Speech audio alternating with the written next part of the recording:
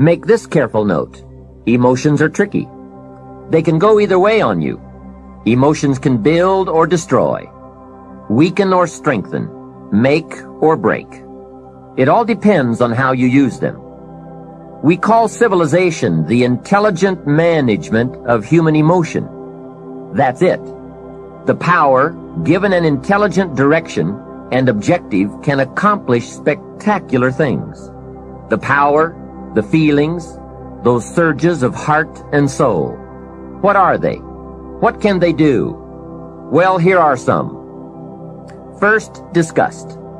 Disgust is a powerful emotion. Disgust says, I have had it. Hey, that could be the day that turns your life around. That's what I said the day that little Girl Scout came to my door. I give her the big lie, she leaves, and I say to myself, I don't want to live like this anymore. I've had it with being broke. I've had it with being embarrassed. And I've had it with lying. What a day. A life-changing day. The day when you've had it.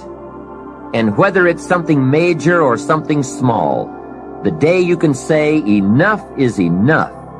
That could be the life-changing day. The man has finally had it with being a loser. He's had it with mediocrity. He's had it with those awful sick feelings inside, knowing his wife is at the grocery store looking at 2 cans of beans, one marked 69 cents and one marked 67 cents. The man knows his wife is going to buy the 67-cent can, and she doesn't even like the brand. Know why she's going to buy the 67-cent can? To save 2 cents. The man sick inside says, I've had it with being on my knees in the dust looking for pennies. We are not living like this anymore. Look out. That's the day. The I've had it day. The never again day. The enough is enough day. Powerful. Hey, nothing is so life-changing as a powerful disgust. And there's probably nothing so pitiful as a mild disgust. The man says, I kind of think I've had it. How sad. Not powerful enough for life change. Now here's the second emotion. Decision. Decision-making is emotional. Those knots in the pit of your stomach, waking up in the middle of the night, lying there in a cold sweat, trying to decide. We sometimes call it inner civil war, conflict, battle of the mind, heart, and soul. It's emotional, it's powerful, and critical. It sets the course, or blinds the course. It sets the mind or leaves us helpless, drifting, not being able to make up our mind. Well, for progress we must decide. Come to grips with the surges, the tides, the conflicts. The best advice I can give you is, if it's easy, do it easy. If it's hard, do it hard. Just get it done. If after listening to this program you cleaned up a whole list of decisions, that might furnish enough inspiration for the next 10 years. And I might add, sometimes getting on with it is easier than deciding. Sometimes deciding is the toughest part. But once you have waded those waters, you can climb the mountain. Deciding is truly the day that turns your life around. Next is desire. Wanting to bad enough. And I don't know how to tell you to want to. You have to come up with that.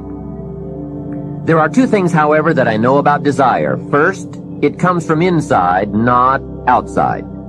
You don't send off for it, although some people try. And second, desire can be triggered. Sometimes it waits and sleeps, waiting for something to happen. And who knows what that trigger, that happening might be. Maybe it's a song, maybe it's a sermon, maybe it's a movie, a lecture, a seminar. Maybe it's a conversation with a friend, a confrontation with an enemy, an event. Whatever it is, it's good. Sometimes from the bitterest experience comes the greatest awakening. Here is some of my best advice to you. Welcome every human experience. You never know which one is going to turn it all on. Don't keep up the walls. The same wall that keeps out disappointment keeps out happiness. Let life touch you.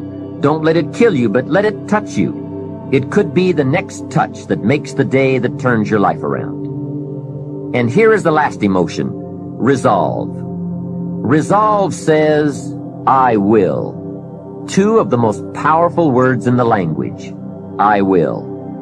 Benjamin Disraeli once said, nothing can resist a human will that will stake even its existence on the extent of its purpose. Shortly put, I'll do it or die. That could be the day. The man says, I will climb the mountain. They've told me it's too high, it's too far, it's too steep, it's too rocky, it's too difficult. But it's my mountain. I will climb it. Pretty soon you will see me waving from the top or dead on the side because I'm not coming back. Hey, that's powerful. Time and fate and circumstance call a hasty conference, and they all agree. We might as well let John have it. He says he's going to get it or die. Wow, that's it. Resolve. The best definition of resolve I ever heard was from a junior high girl in Foster City, California. I'm talking to the junior high kids, and I asked the question, who can tell me what resolve means? I got several hands. Some were pretty good, but the last one was the best. She said, I think resolve means promising yourself you will never give up. I said, that's it. Best I've heard. Promise yourself you will never give up. I asked the kids, how long should a baby try to learn how to walk? How long would you give the average baby before you shut him off? You say that's crazy. Any mother in the world would say my baby is going to keep trying until it learns how to walk.